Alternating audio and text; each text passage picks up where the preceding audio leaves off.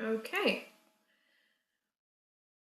We are ready to go. Once again, thank you so much for joining us tonight. I know for you East Coast people, this is a little bit late but for us West Coast people, it's only just after work hours. So we do thank you so much for joining us.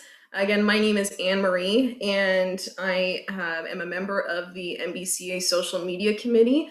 I am also the co-presenter of this presentation. Along with me is Jeff Wong. He is a longtime friend of mine and an experienced concourse entrant. So he'll have some uh, good information in the second half of this presentation for you. Now let me go ahead and share my screen and we will get started. Okay, share screen. Sorry, there's a lot of logistical stuff that has to happen in order for this to work.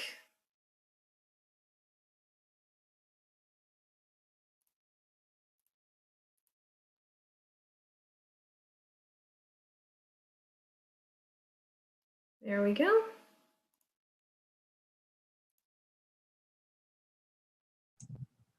I'm not, it says you're screen sharing, but I don't see it. There it is. Okay. It should just take a minute or so to sync up with your screens. Now you should be able to see my screen and also see me.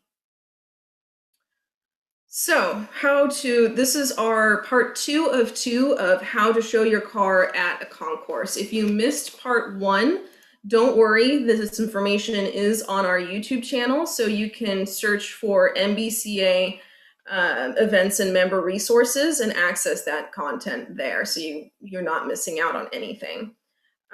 We introduced quick disclaimer, because we will be talking about actual processes and tools and products, we do include this disclaimer that this is only advice that we have gained from our own personal experience. Do your own due diligence in researching products and interactions between products before using them on your car. Always use test patches. Don't just go using a new product on your entire car without seeing how it's going to interact with other products. Please use common sense and proper care when applying our advice. We're not responsible for any misuse or misinterpretation of our advice. We got to put that in there. So, who are we? We introduced ourselves in part 1, so we're just going to do a quick run through of who we are in case, for those of you who missed part 1. So Jeff, also known as Captruff on the forums and on Instagram, has been showing his car at various concourse shows over the last 15 years. If you follow him on Instagram, you'll know that his 3 favorite things in this world are cars, food, and dogs. We put together this class not only to tell you how to prepare for a concourse, but to show that you don't have to have a dedicated garage queen or a show car to have success at a show, and more importantly, to have a good time at a show. Jeff has several garage queens, but he also has daily driver cars that he has shown at concourses with some pretty significant success.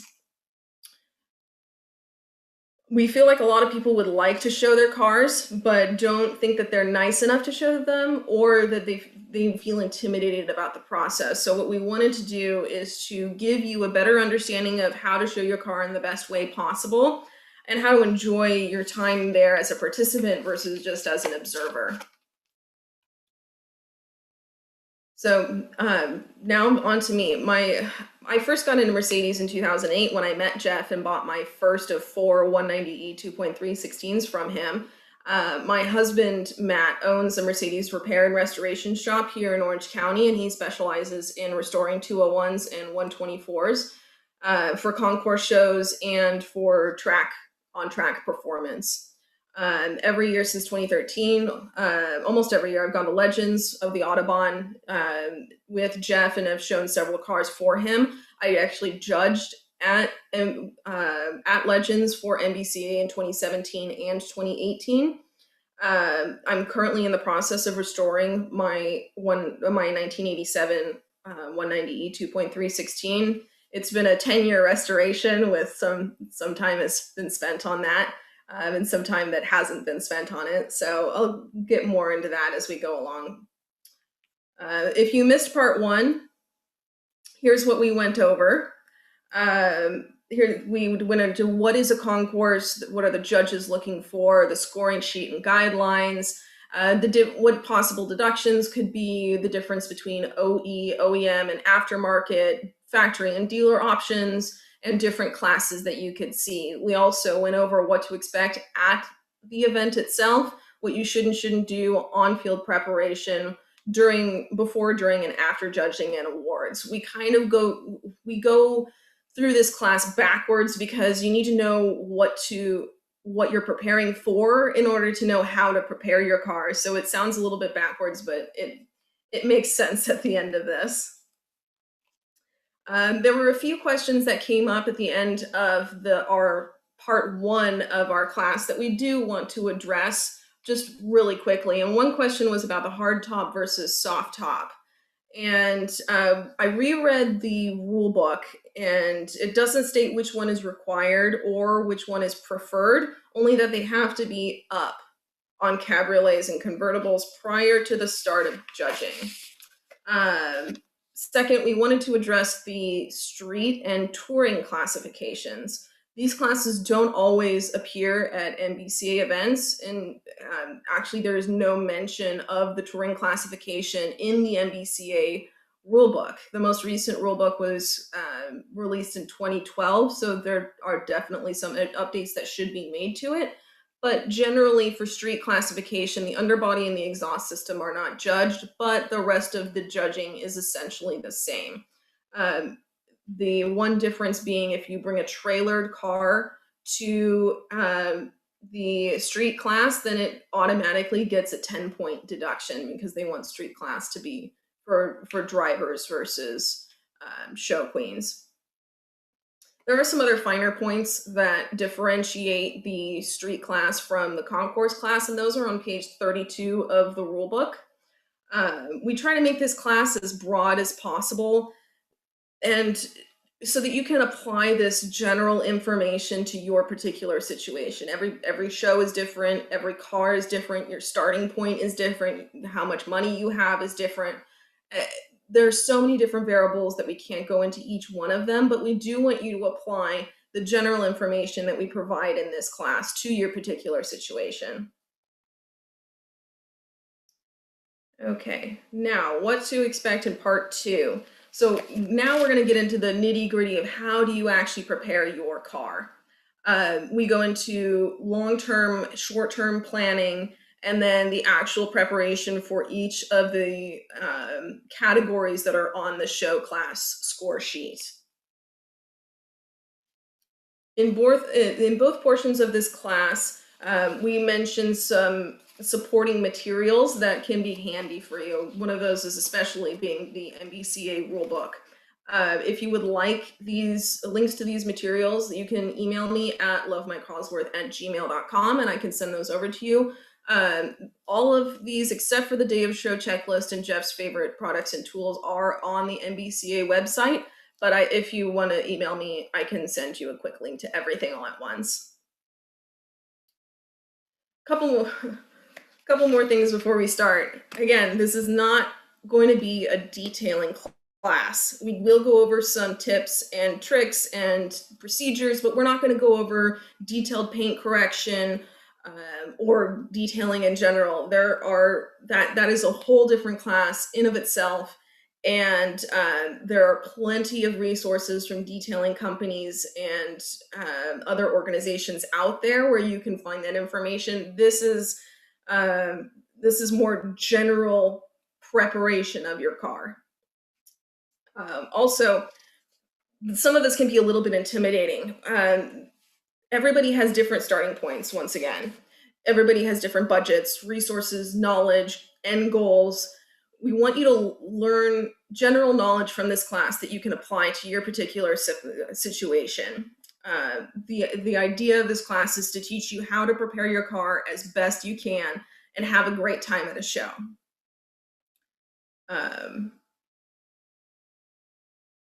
So planning for a concourse. So let's get into big picture planning. There are two ways two real ways of going about preparing your car for a concourse. There's the easy way, which is to have a blank checkbook, call a classic center and send it to them, and wait for your car to be done. Or there's the way which most of us go about it, which was where we come in, doing it yourself and hiring professionals for the skills that you don't have. Remember, nice things cost money.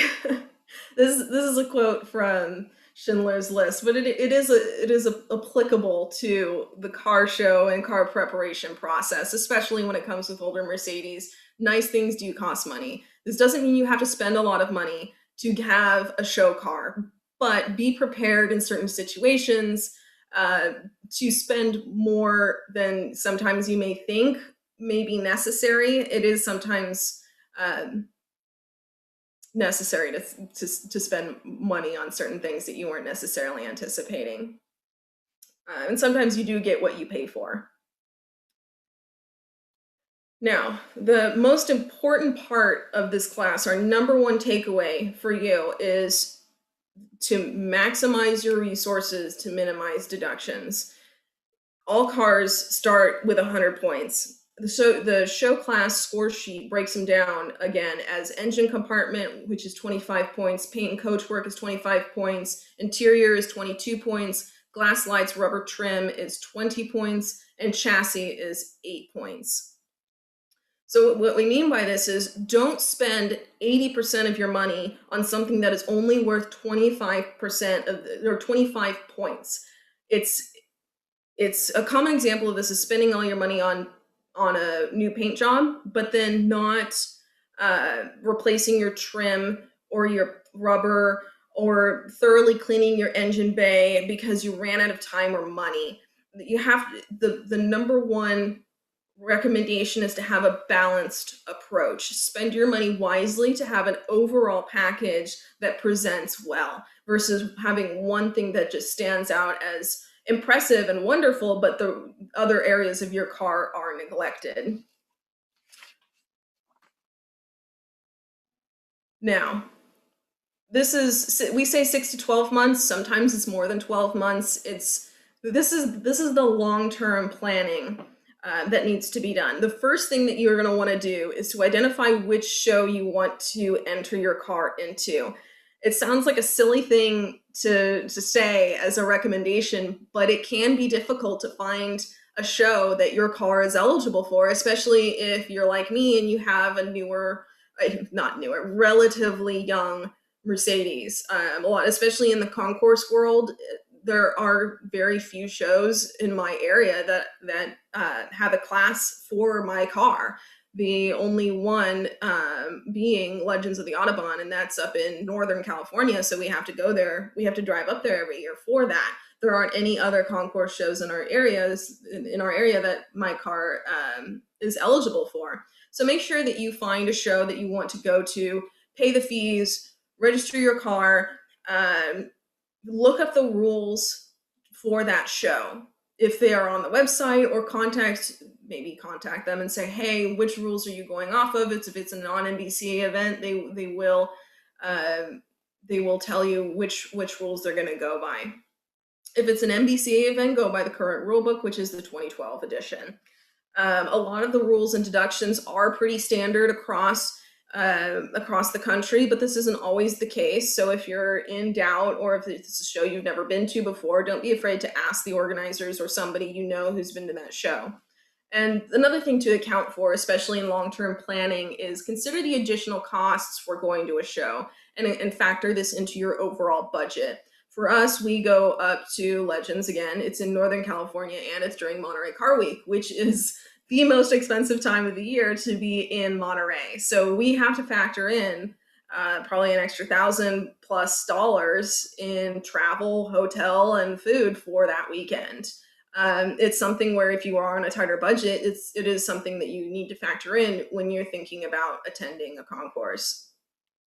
And then educate yourself in your car, specific to the make, the model, and market in the year it was made. So this is important when it comes to deductions and judging. You do want to be as knowledgeable as you can as far as what options were available for your car, for your market, in the year that your car was produced, so that you don't get deductions unnecessarily and so that you can avoid them in the planning process. You're not putting something that came on a 1988 car on a that didn't come on a 1987 car, something like that. So our next step is, if you are not up to the task of performing or preparing your car yourself, don't be afraid to reach out to a Mercedes mechanic if you don't already have one. Um, our recommendation is to contact a mechanic who is experienced in restoring cars for concourses. There is a difference between restoring a car and restoring a car for a concourse. You want your mechanic to be as knowledgeable as possible, again, on the options that came on your car for that year. Again, if you want to make modifications to your car, by all means. I know I certainly am. I had my antenna shaved. I had my windshield squirters shaved.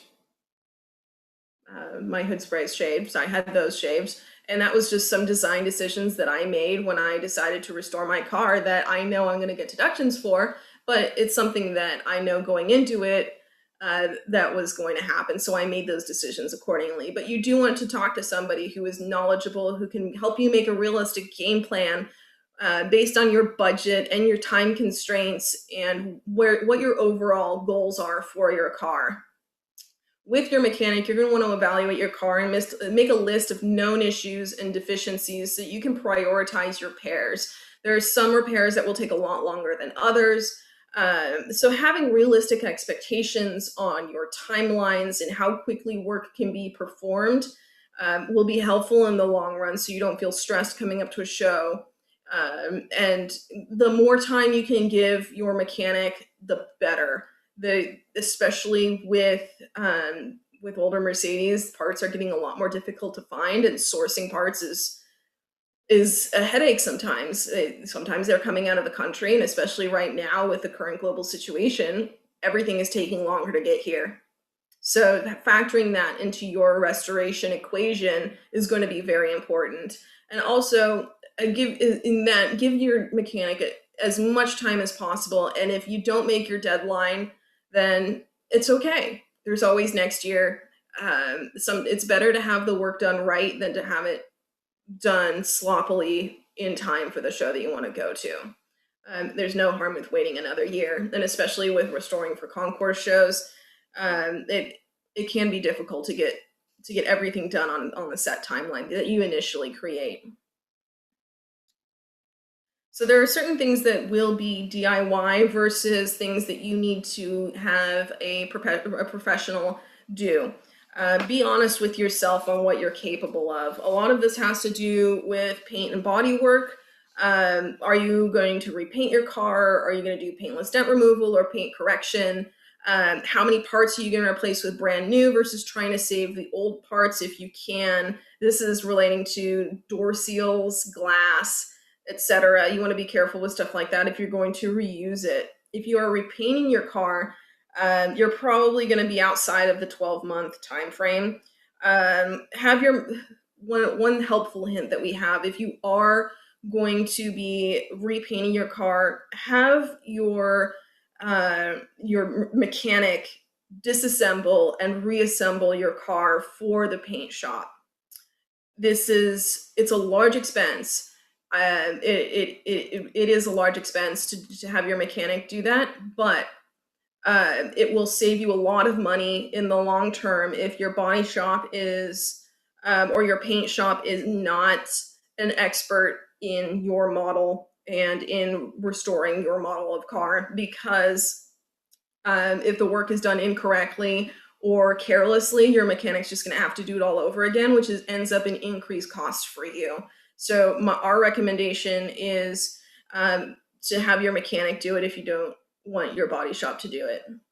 Again, engine and suspension work. Are you going to have a full rebuild or general cleanup? There's nothing wrong with a general cleanup, But if you are doing major engine work, like having your engine taken out of your car, that's the time when you want to address big, hard to reach areas that wouldn't be readily accessible when your engine's in your car. And then with the interior, you're mainly focused on preservation versus refurbishment versus replacement for wear and tear items. Again, prioritize your repairs and any work that needs to be done in a manner that maximizes your financial resources while minimizing your potential deductions. We're going to repeat this over and over and over, but it is really the most important part of this class. So now we're going to get into 1 to 2 months before the event. Ideally, again, this isn't a perfect world. Ideally, repairs should be nearing completion. I know this is easier said than done. Believe me, it's especially with these older cars, it is difficult to stick on a firm timeline. But in an ideal world, you're getting close to the end. Now's the time when you want to purchase all the cleaning products you don't already have. Jeff, for example, makes a small to-go bag that he takes on to the show with him that has, it's a small format of everything that he uses on a daily basis. There's a picture of it on the screen. That's his to-go bag for the day of. Verify that you have things that belong to your car, such as your tool roll, your jack, your spare tire, your spare wheel and tire, your owner's manual. If your car is a Euro and it came with a fire extinguisher, make sure the fire extinguisher and your warning triangle are in the car. Things like this, make sure that they're ready ahead of time so that you have them with you at the show. Jeff made this error one time, which is why we have this in the presentation. He forgot his first aid kit, and he actually got a deduction for that the first time he went to Legends to an otherwise perfect car. So it's just something that we laugh about, but it is important to make sure that you have these little things that are easy to forget that could make, not necessarily make or break your car, but will eliminate potential silly deductions. What you're also going to want to do, if you're not going to do this yourself, hire somebody to have your interior and exterior detailed and your engine bay cleaned. Now, if you didn't do a full engine out restoration, then now's the time to do that. You're also going to want to clean all storage areas, door jambs, your trunk, your map pockets, things like that. The little areas that other people may forget could give you an edge. Okay, another thing that you're going to want to do, I should have mentioned all this on the previous slide before I moved over, but you're going to want to deep condition the leather about a month ahead of time. Lexol doesn't wipe off very easily. It needs some time to soak in. That's not something that you're going to want to do the day before the show. That's something that you're going to want to do a month ahead of time so that it has time to soak in, then you can wipe it off and your seats will look great. So now we get into 1 to 2 days before the event. You're going to wash your car if it needs it, thoroughly vacuum, brush the carpets, clean the glass, use a leather conditioner, a lighter one, not Lexol, dress the rubber and wipe down the engine. If you are driving to the event, which we have done almost every year to Legends, it's about 800 to 900 miles round trip. So if you are driving to the event, tape up your car the night before. Again, you're not going to want to do this more than a night before because you don't want the painter's tape to cause any paint damage, and that is what we use, the blue and green painter's tape. There's no real difference between the two of them. We just like the color difference. So that's why we made the cars all pretty by putting the blue and green on there. But painter's tape is a really great, cheap way of preventing rock chips on your car to and from a show. And especially if you're driving for a distance, it helps with bugs. Bug splatter is so much easier to remove by just peeling off the tape versus potentially doing further damage to your paint by swiping bugs off of it. Just a little handy tip that we've put together over the years. So at the event, we went into more detail on the day of the show in part 1 of our class. If you want a day of checklist, it's very long. It's a literal step-by-step how to prepare your car on the field. You can email me and I can send that over to you. Jeff put it together for a friend of ours who was showing his car for the first time, as a handy how-to for him. So if you do want that, we can certainly send it over to you. It's really handy. But here are a couple things that we do recommend. This is your final preparation. There are some people who do wash their cars on the field, but don't feel like you have to do that if your car is already prepared well enough.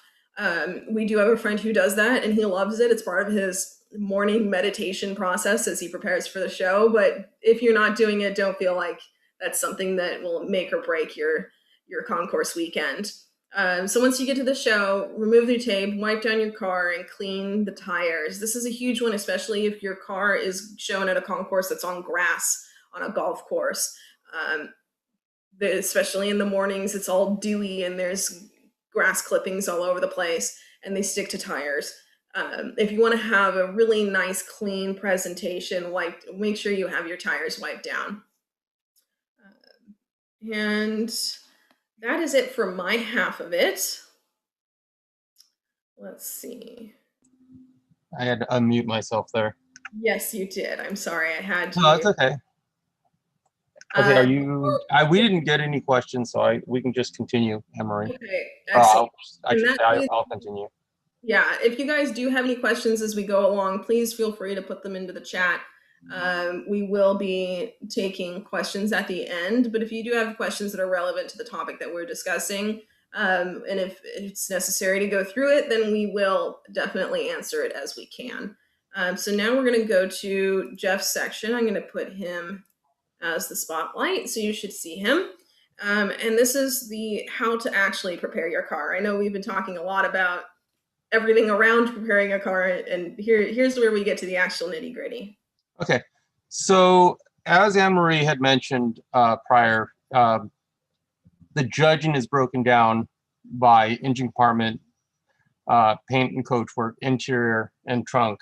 So basically, we're just gonna, I'm gonna go through each area so that we can see where you can minimize some deductions. I know that Anne-Marie already mentioned that I did receive a deduction for accidentally leaving a first aid kit at home. And that same year, actually, I got another silly deduction, which was I got deducted quarter point for actually having some excess wax left on a bumper,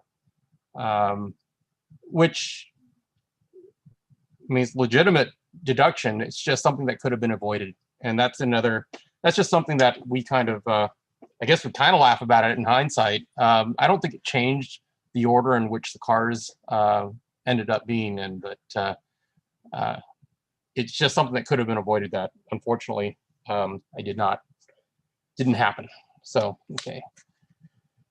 Emery, can we go to the next one? Okay, so this is something that was told to me a long time ago. Mike Phillips from McGuire's, he said to me, find a product you like and use it often. And that's kind of what I do. I have my favorite products. There is a list that Anne-Marie will be happy to email to you, but it shows kind of a creature of habit. I find something that works. I have my favorite glass cleaner. I have my favorite waxes. I have my favorite tire dressings as well as quick detailers. So it works for me. It's great. Some of you may want to try and use some of these products, and I'm sure that some of you have your own favorites as well. So kind of use as directed. Your mileage may vary, but so that's use the products that work for you, and you should have good results. We go to the next screen. Okay, the engine compartment. Okay, so one of the things that I get quite often is how do I keep my engine bay so clean?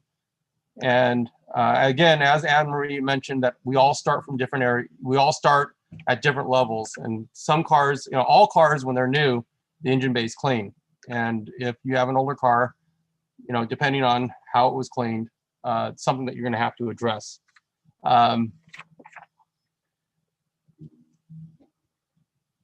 Again, since we talked about the engine bay is 25, is worth 25 points. So that's equal to the paint and exterior of your car. If your engine is significantly dirty, then you have to use, there are a couple different things you can use out there. It's, and a lot of people won't like to hear this, but you can use a pressure washer with water. Yes, I said that. Degreasers, brushes, rags. There's some new technology that's out there. It's a dry ice blaster, something that I'm going to be purchasing probably in the next year.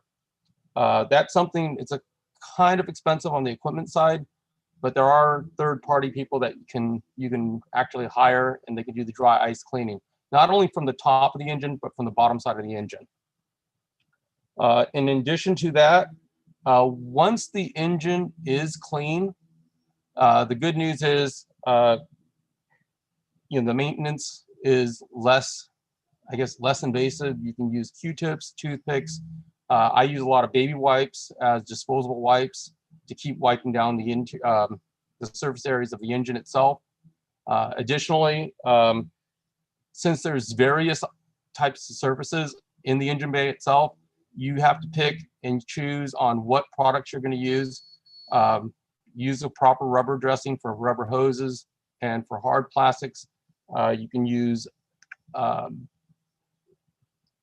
other products that are specifically, for high temp, but for high temperature products that are to be dressed in the engine bay.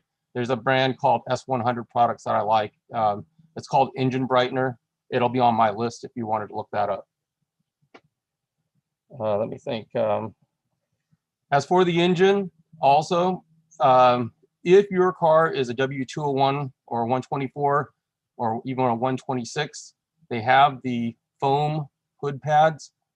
The foam hood pads is actually, they tend to degrade over time. They're not very expensive. I think they're about $80, maybe $100, and it's an easy DIY to replace it yourself. That's probably one of the most cost-effective items that you can replace yourself, and it just really helps dress up your engine. In addition to that, coolant reservoir bottles or washer bottles will tend to, as well as brake reservoir bottles, they tend to fade over time. I personally like changing them. Some people prefer to leave them as original for patina, but I personally like to change them. In addition, if you are missing any types of decals, I've got some visual aids here. I don't know if that's going to show up. That's a SLS bottle reservoir decal that was remade. Here's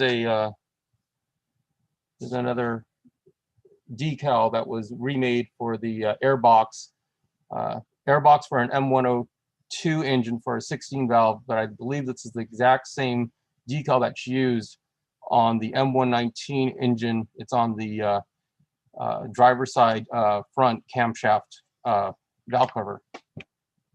So that's something else that you can do. These are often available, well, either through myself or on eBay.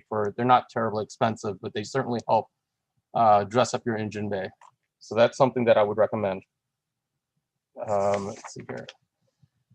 Some of the decals on the upper core support are also missing or faded, so a lot of times you need to change those as well. One of the things on a 500E, for example, that's in the picture, you wouldn't necessarily see the batteries in the trunk, so you don't see the battery. But for some of the other cars, for example, a 190E or a regular E320, the battery is clearly visible.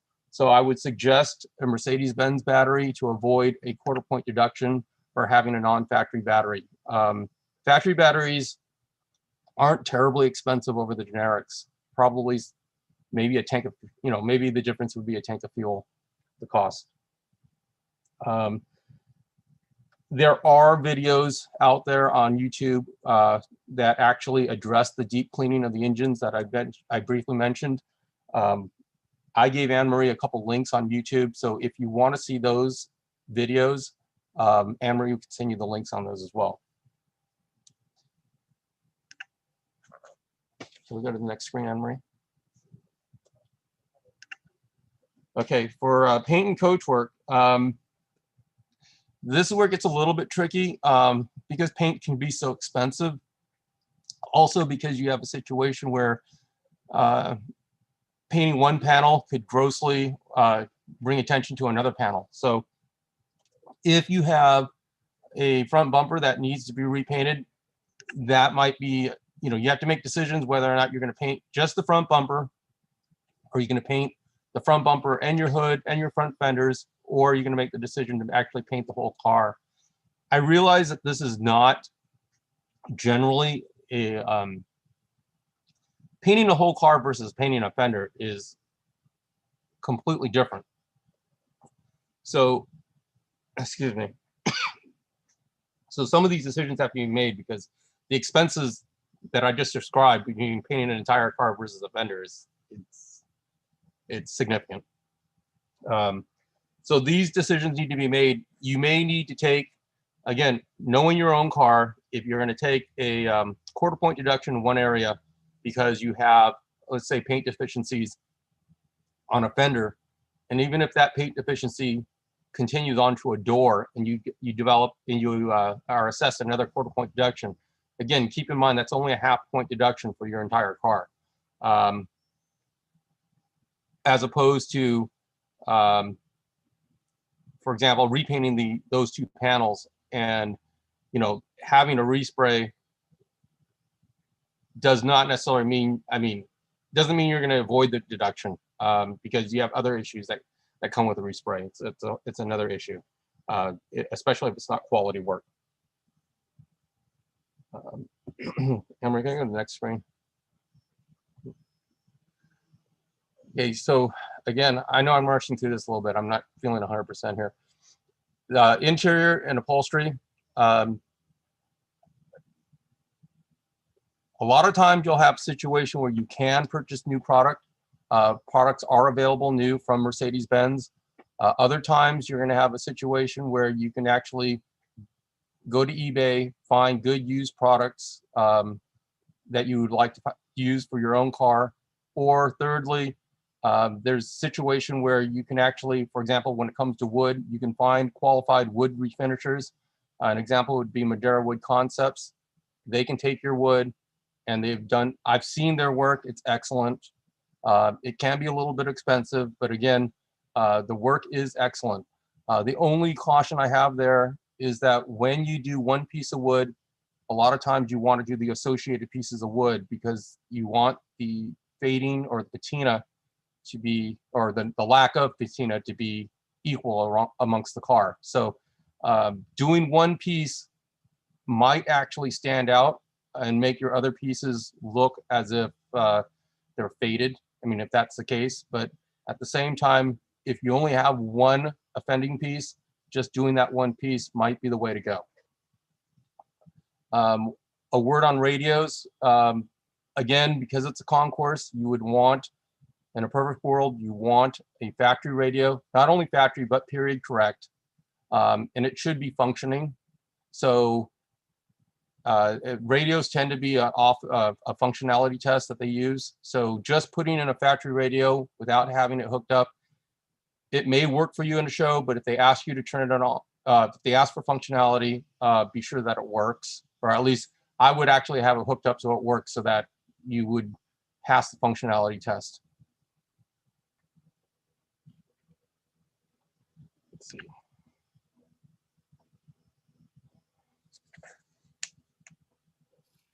Carpets are another area where a lot of times they make a lot of good products out there. For example, SEM is a manufacturer of a spray type carpet dye.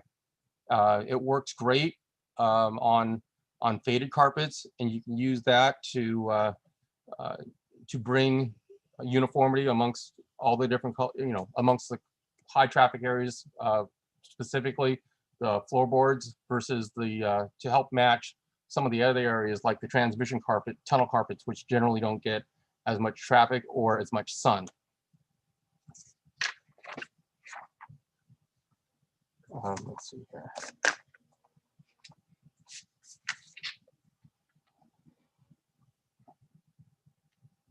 As we mentioned before, make sure that you do have at least the owner's manual, that you have your owner's manual complete, as well as a first aid kit at the day of the show. And when it comes to the trunk area, again, making sure that you have it being complete. The way the spare tire should, if it's not an original spare tire, it does not have to match the other 4 tires on the car. However, if the 4 tires on the car are not original, or if the spare tire has been down, then the 4 tires and the spare must match in order to avoid a deduction.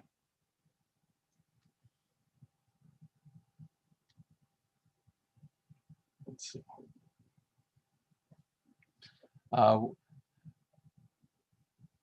I know we talked about how there's no bonus points. Again, all cars start at 100 points. So that's the reason why we keep stressing the fact that you want to avoid deductions, since there are no bonus points available.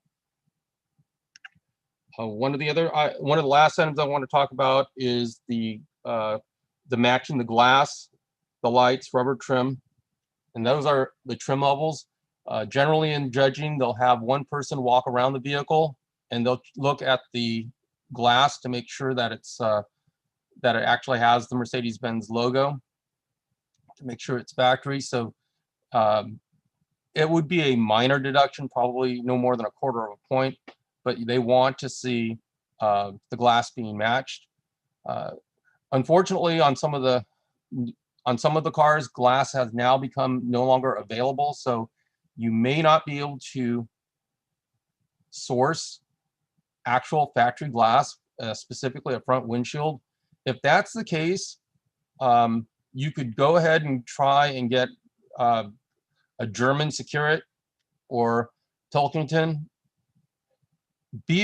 Just be ready to explain to the judges that the factory glass was not available, and that's the reason why you went with a generic piece of glass. When it comes to headlights and taillights, again, if you're a North American car, it should have North American headlights and taillights. If you happen to have a European car, your car can have European headlights and taillights, or it could have North American headlights and taillights, not receiving a deduction because it was marked, because it's a DOT requirement. But it would be market appropriate to have European lights on a European car. So in that particular case, you can go either way.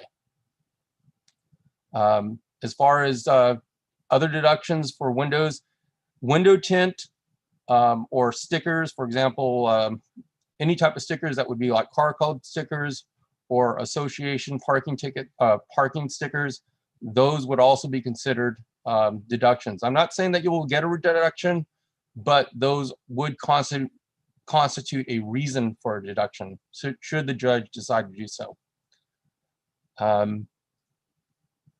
Anodized trim pieces typically will fade. They will fade from dark gray to a kind of a purplish gray and finally end up into almost a gold color. That's something that those trim pieces can be reanodized if not available new. But again, what we're talking about is I wouldn't replace one of the anodized trim pieces and not replace all of them, or for that matter, refurbish.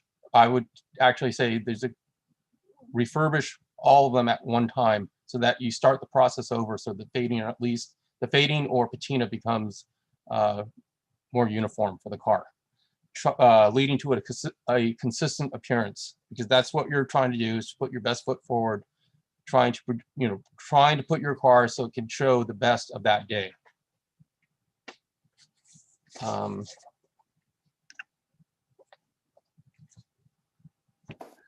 And when it comes to chassis and underbody, this is regards to generally on a concours car, they will judge for that. Street concours, they will ignore the undercarriage. But since we're here and talking about it again, a pressure wash or degrease underneath the underbody as much as possible. Afterwards, you can wipe down the wheel wells and get them as clean as possible. The pictures that are up on the screen at the moment, this was a car that was refurbished with quite a bit of new parts, as you can tell. So he's at a different starting level. I mean, it wasn't, this was built clean, not made clean. So that's what we're looking at on that picture. I often get asked, because I don't judge. Anne-Marie actually does actual judging. I've been to the judging class. Anne-Marie's actually judged.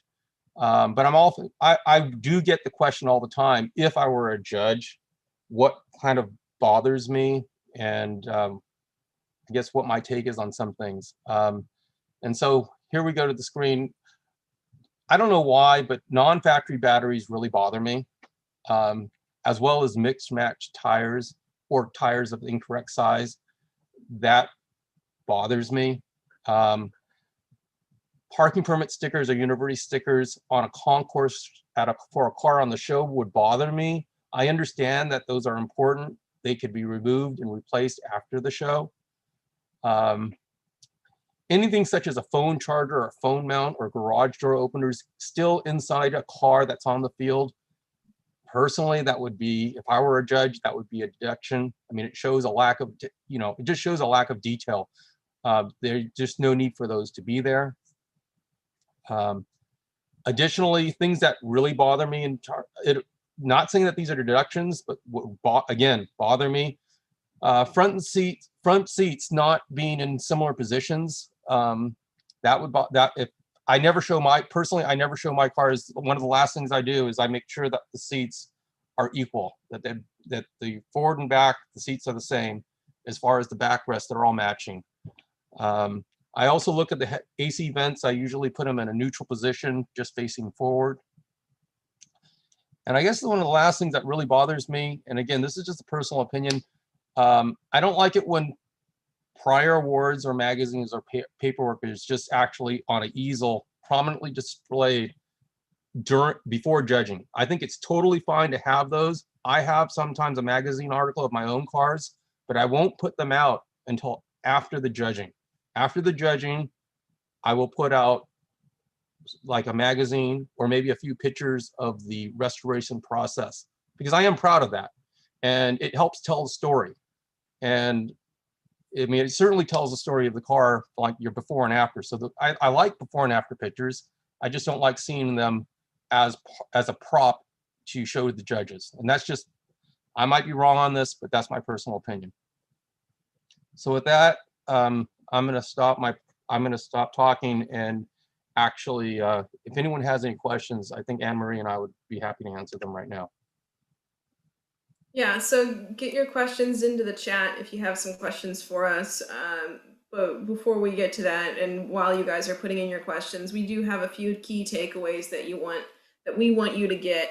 A big one is smarter, not harder. There are a lot of really smart and easy and fast and inexpensive fixes that maybe take a little bit more of your time, but will pay dividends in the long run for the overall presentation of your car. Again, maximize your resources, both time and money, to minimize your deductions. Spend your money wisely on economical fixes that have a big impact on your car. Avoiding deductions doesn't have to be expensive. There are a lot of easy fixes, like Jeff said, the hood pad.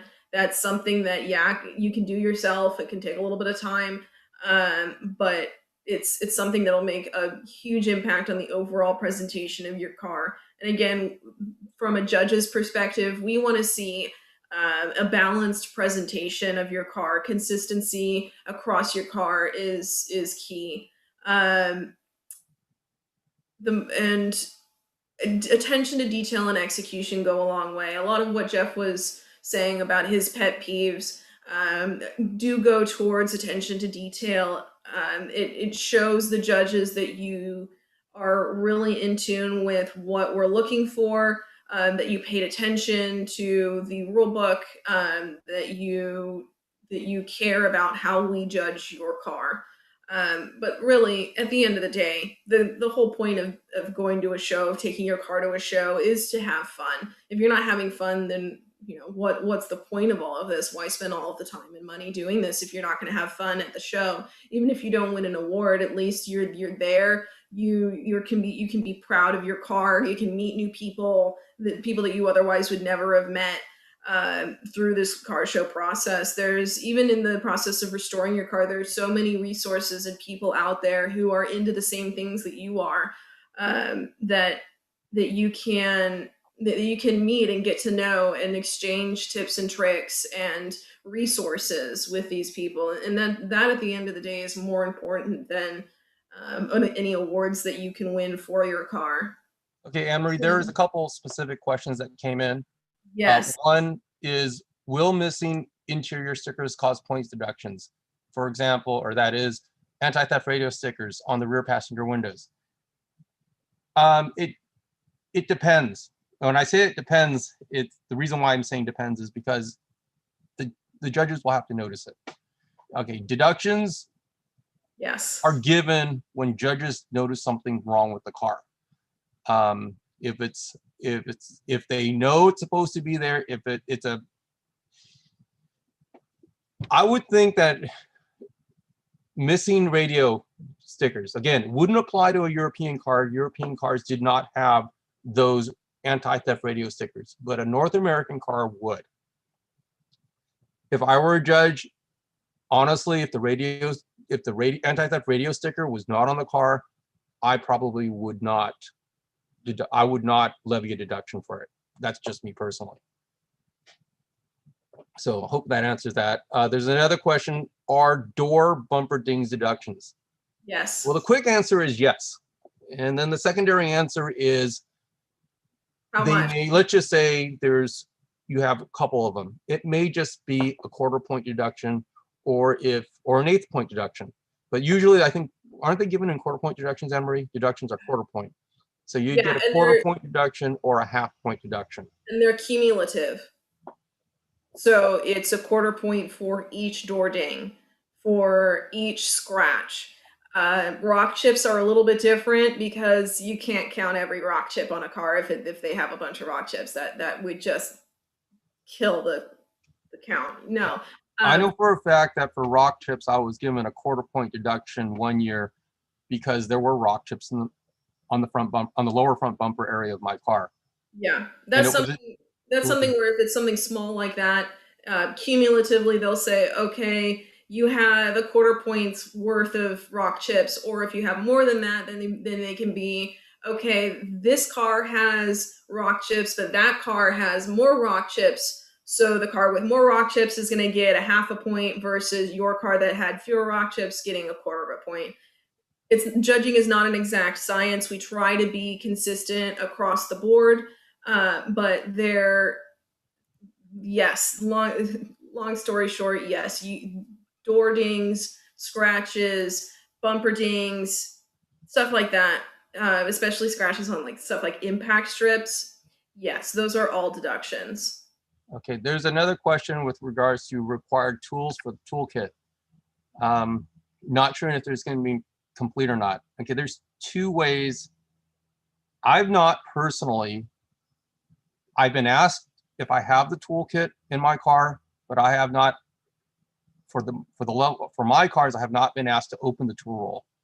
And in one particular case, one of my tool rolls is still sealed in the plastic bag. So I wouldn't open the bag to show the tool roll, even if I was asked to. I would decline. I have heard that on some of the older 190s or the Gullwings that they do actually open the tool rolls to judge for completeness. I don't know I don't know which cars would be judged for that, so I can't speak intelligently to that. But that's getting pretty detailed. So I'm sorry, I can't answer that directly. I would think that if you have a tool roll, I think that would suffice. Yeah, and going towards that from the judge's perspective, we more care if you have it than necessarily what is in it, in my experience. And again, this I've judged the 201 to 124, class 6 cars, which are 70s, 80s, early 90s. I haven't judged any of the going group or anything like that, where these rules and standards could be different. But typically, we just care that you have it. Keep in mind also, depending on how many cars are in your class, we go over this in part one, but judges are looking at big ticket items because we only have a limited amount of time for each car. So we're not going to spend, 5 minutes trying to figure out if you have all the tools in your tool roll. We're not going to check to see if everything is in your first aid kit. We just care that it's there, care that it looks complete, and move on to bigger ticket items that could differentiate your car from the car next to it. So in a perfect world, what if you are curious on if you have all the tools in your kit, what I would recommend is you contact whoever is involved in any groups related to your car. So if you have a Gullwing, then contact the Gullwing group. If you have a 190, maybe go on the rev. If you have a 500E, go on the 500E board and reach out to people and say, hey, here's what I have in my toolkit. Is this complete? Do you guys have anything else? That's a great way of tapping into other resources in the community that can get you information that you're looking for. And then we got a question that says level of shine on tire dressing. Shiny, but not too shiny is the quick answer on that. But as with many things, Jeff has his own opinions on I like low shine. I mean, as long as they're dressed, I'm happy. You don't want them dripping. You don't want them goopy. There's a difference between shiny and goopy. I understand that, but again, going back to if I were a judge, how about this? If the tire shine was applied correctly, and it's not dripping, I'm not going to personalize it and take a deduction for them being a little bit too shiny. That's just me. So, yeah. Again, it's execution for me. Definitely. And you're not going to get a deduction for having overly shiny wheels or overly shiny tires. That's not something that you can get deducted for, but you want your car to have an overall balanced presentation, and that's part of how cars are judged at concourses is overall presentation, and you want it to have a balanced and even presentation on the grass. Well, the next question's easy. It's easier, I think. Yeah, this is. Can the judges even touch the car, such as leaning on the doorstop? No. Technically, no, they shouldn't. They shouldn't. They're not allowed to. So we went over Jeff's pet peeves, and this is mine. My number one pet peeve is judges touching cars. It is in the MBCA rulebook that you cannot, as a judge, touch an entrance car without their permission. And frankly, you shouldn't be touching their car anyway. If they need something opened, if they will walk up to your car with your car door is closed, your trunk is closed, your hood is down. They will ask you, after they've approached your car, they will ask you, could you please open this door so we can look at the interior? Can you please pop your trunk so we can inspect your trunk? Can you please remove, and this will go into the next question, can you please remove your floor mats so we can see your carpets? Leave the floor mats in the car until judging begins, and the judges ask you to remove them. They typically do ask you to remove the carpet so that they can see the floor mats, so they can see the underlying carpet. But no, judges absolutely should not be touching your car. And if they do touch your car, tell them, please don't touch my car. This is a huge pet peeve of mine. Frankly, it shows some level of entitlement, and I think it's a little bit disrespectful. Ultimately, we are judging the entrance cars. Not it's a privilege to judge entrance cars, not the other way around.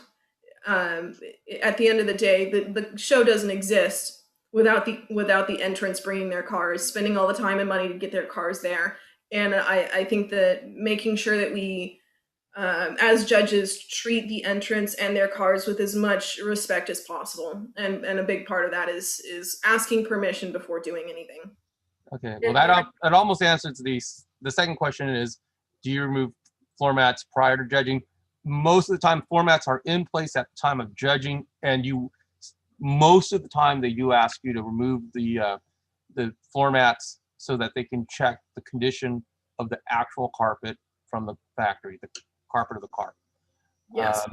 Getting into the next question, which is something that we should have included, what talks about preservation class. You want to hit that, Anne-Marie, the preservation class?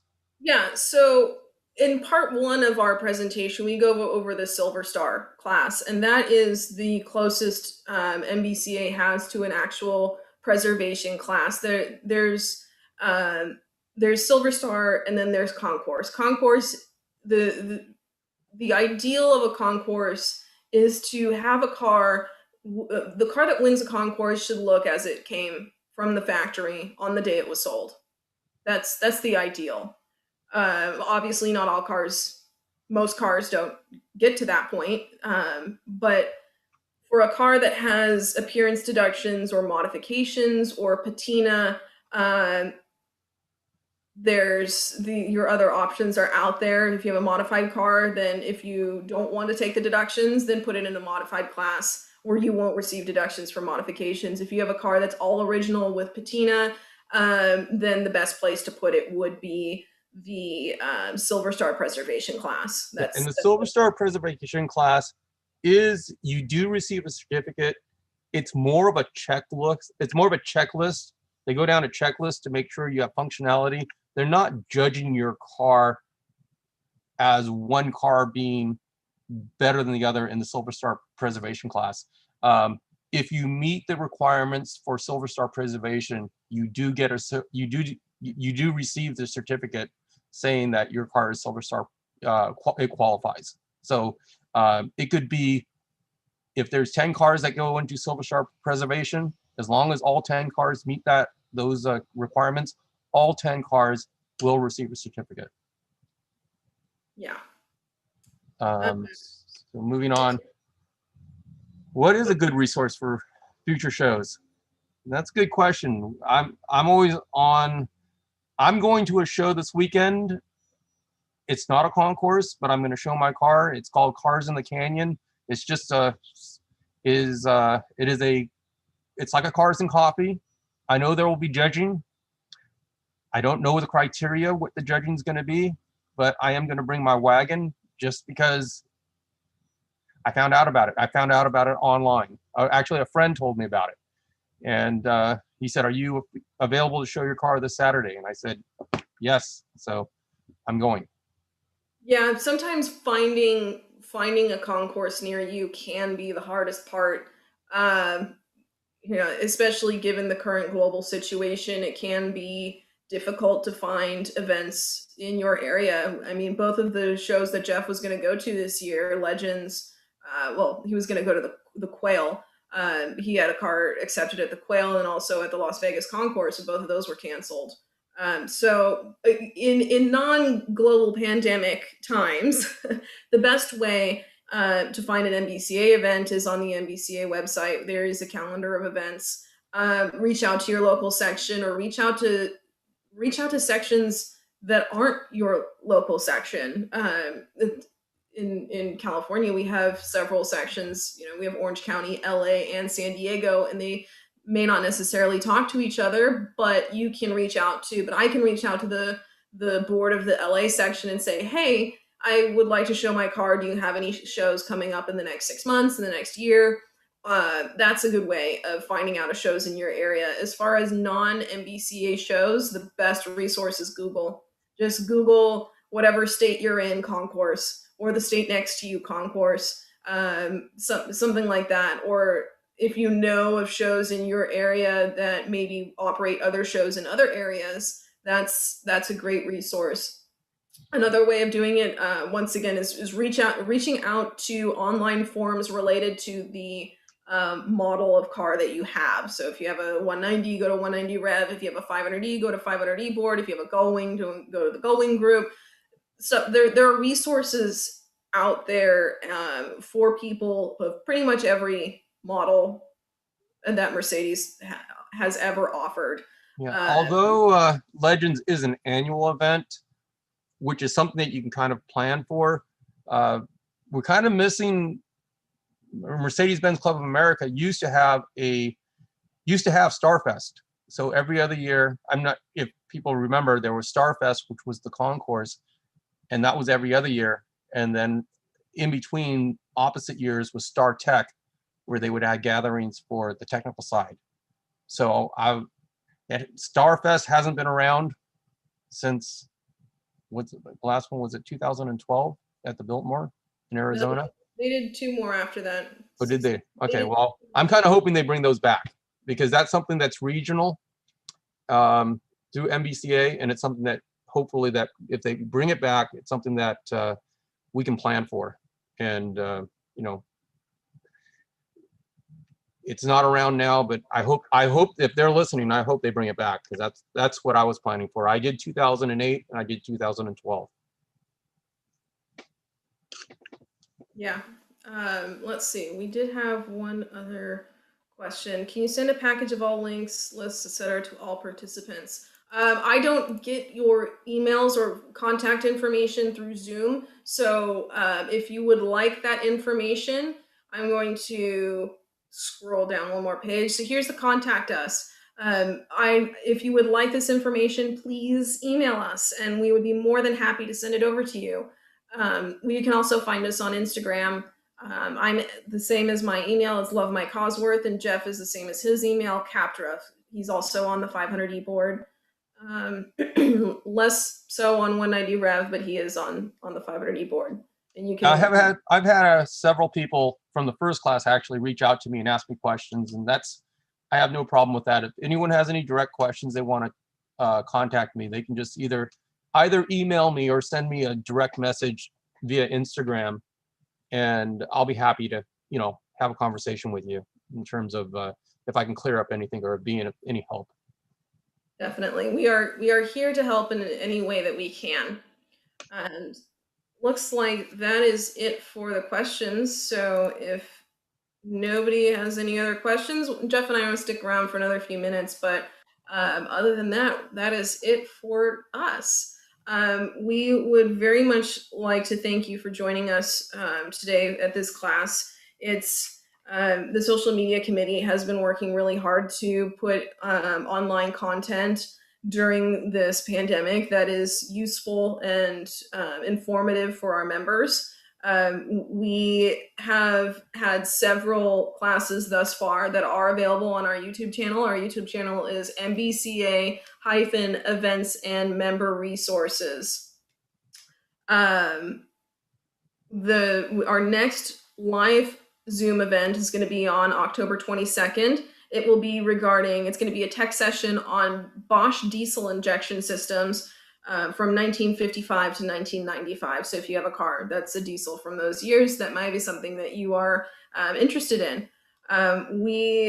All of our upcoming social media events are on our website at mbca.org/upcoming-smc-events. So you can see all of the upcoming live Zooms that are on there. We are always looking for more content. If you have a presentation that you want to put on, or if you know somebody if somebody in your section has done something locally for you that you think would translate well across the country, we are more than happy to facilitate putting that onto our next live Zoom. You can email us at socialmedia@mbca.org. I did see, Tony, your question or your comment. MBCA will hold a version of Starfest called Mercedes Quit It at Hilton Head in 2021 with an East Coast Legends of the Autobahn. I did hear that there was going to be an East Coast Legends of the Autobahn, and that's very exciting because Legends is a really fun event. It's a lot of fun to go to, especially during Car Week. But in the putting an East Coast version, will be super exciting. I'm actually moving to the East Coast next year, so I'm always on the lookout for shows that my husband and I will be able to go to. Other than that, I think that is it for us tonight. Thank you so much once again for joining us, and we will see you on the next one. All right, bye.